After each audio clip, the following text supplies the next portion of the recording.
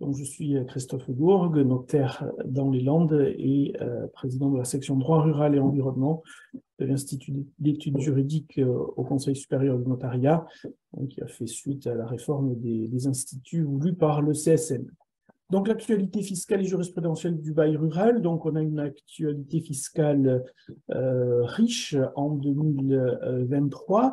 Alors, riche d'un point essentiellement sur le bail, mais non sans conséquence sur notre pratique, avec, vous l'avez sans doute vu, la loi de finances pour 2023, donc ça va bientôt faire un an maintenant, qu'on a un nouveau plafond d'exonération pour les transmissions de terres qui sont louées par bail rural à long terme. Donc, on va voir toutes les difficultés qui peuvent être soulevées par l'application de ce nouveau dispositif, même si un bon nombre de ces difficultés ont été éclaircies durant l'été par la publication au FUB des commentaires de l'administration.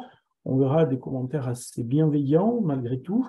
C'est quand même à noter en matière fiscale, surtout par les temps qui courent, où l'administration est plutôt à rechercher à recouvrer de l'impôt. Ici, on a plutôt une administration qui est bienveillante.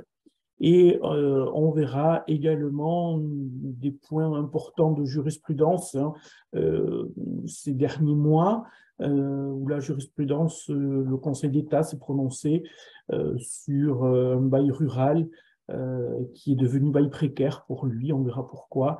Et ensuite, on verra quelques arrêts sur le statut ou pas le statut, ce qui peuvent nous poser problème, notamment quand on est chargé de la vente de ces biens, savoir si on doit purger un droit de préemption. C'est sous cet angle-là qu'il faut le voir, savoir si on est sous le statut ou pas.